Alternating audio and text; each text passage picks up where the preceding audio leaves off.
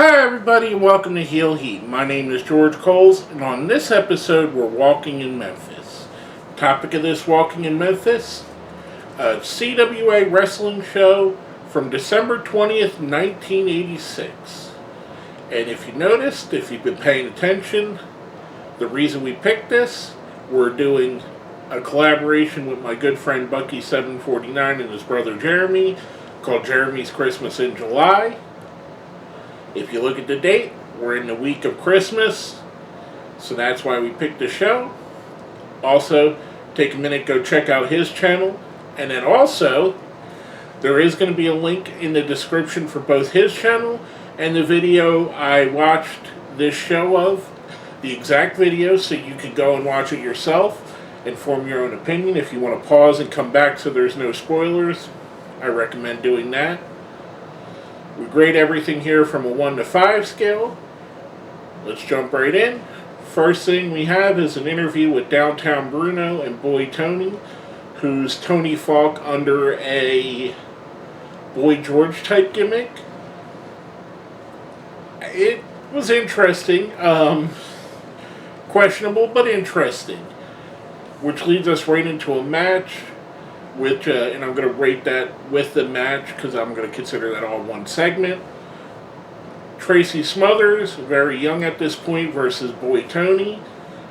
I thought this was a good match. Pretty solid. I love Tracy Smothers. Tonyfaulk I've seen some of. I don't know where I would rank him. I mean, he's not a terrible wrestler. He's solid. I don't know that this gimmick worked for him. It kind of felt a little bit out of place. He didn't feel like he fit with the gimmick. Boy Tony does pick up the win. I'm going to give the match a 3. I thought it was good. Not great. Next up, we get a local promo. This is from, obviously was taped in the Evansville market. We get Jerry Lawler. He's promoting his discount furniture store in Evansville. And this is the first time he wishes us a Merry Christmas during the promo. We go from that to a tag team match. Downtown Bruno's back with his tag team of Big Bubba, not Big Bubba Rogers, and Goliath versus Jameson and Mike Murphy. This is my least favorite match of the card, and probably, if I'm going to be honest, since I've been reviewing the Memphis shows, this is my least favorite match probably of all the shows I've watched. It was just slow. Big Bubba and Goliath, I've seen them before, and I've liked their matches more. Something about this, it just didn't resonate with me. Big Bubba and Goliath do pick up the win here. I'm going to give this a 2. Like I said, just didn't resonate with me. Next up, we get another promo with Jerry Lawler. This time he says that Lance Russell gave an idea in the first promo, and if you buy furniture, you're going to get either a discount on tickets or get free tickets to the matches in Evansville. I don't know if maybe they were having trouble selling out Evansville at this point. I doubt it. They were hot always in Evansville, so I don't know if it was just trying to get more people to come to his furniture store, which is probably the whole selling point there. But pretty cool little promo. Coming out of that, we go right into a match, and I'm going to keep this with this match. We got the Great Kabuki with Tojo Yamamoto versus Eddie Matten. This was a glorified squash match for Kabuki. This is pretty solid, a decent match. Kabuki does pick up the win. I'm going to give it a 3. Coming from that, we go right into an interview with Tojo and Kabuki. And I'm going to keep, because I believe that came after what would have been a commercial break. Tojo and Kabuki do an interview, pretty decent, followed by, the commercial break came after that. So the Tojo and Kabuki is the interview, is part of that whole 3 there, that whole segment between the Lawler promo, the Kabuki match, and the Tojo and Kabuki interview. I'm going to give that all a 3. Lawler promo on its own, I've said it before, I said it again, he's great. So it kind of heightened it a bit. Coming from commercial, we get an interview with Wildfire Tommy Rich. kind of teasing his heel turn, talking about wanting a world championship shot against Nick Bockwinkel and saying that the promoters promised him one, and yet Lawler's getting it, and Lawler has never beat Nick Bockwinkel. Very interesting promo here. I believe it foreshadows it does foreshadow one of the great feuds in Memphis in the Austin Idol Tommy Rich versus Jerry the King Lawler feud, which happens in 1987. So this was the very early seeds of that, and it's very cool seeing the very genesis, the nucleus of it, if you will. Pretty cool. Leads us right into a match. My favorite match of the card, Tommy Wildfire Rich versus Keith Eric. Keith Eric, I've seen him a lot in these videos that I've been recording, and of the people that are used as underneath or job guy talent, he's probably the one that consistently pulls a great match. Not saying that you have to pull a great match out of Tommy Rich. Tommy Rich is a good wrestler, a really good wrestler. Kind of cool seeing this here. Tommy Rich does pick up the win. I'm giving this a 4. Interesting that we would see Tommy Rich and Tracy Smothers on the card, who would later go on to be the FBI, or part of the FBI in ECW. Pretty cool seeing them on the same card here.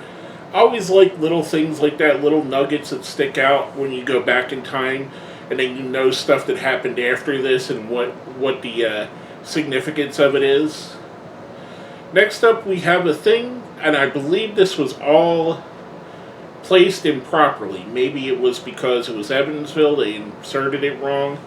We get an interview with Billy Travis and Jeff Jarrett, and in the interview they talk about something that happens after the interview, which I'm not going to spoil it because they did spoil it. We get a music video for Billy Travis and Jeff Jarrett kind of showing their highlights, which at the time they were a great up-and-coming tag team. Leads us into the main event. They're doing an in-studio audio interview after the video promo. The interview before, the promo before, was a local promo for Evansville.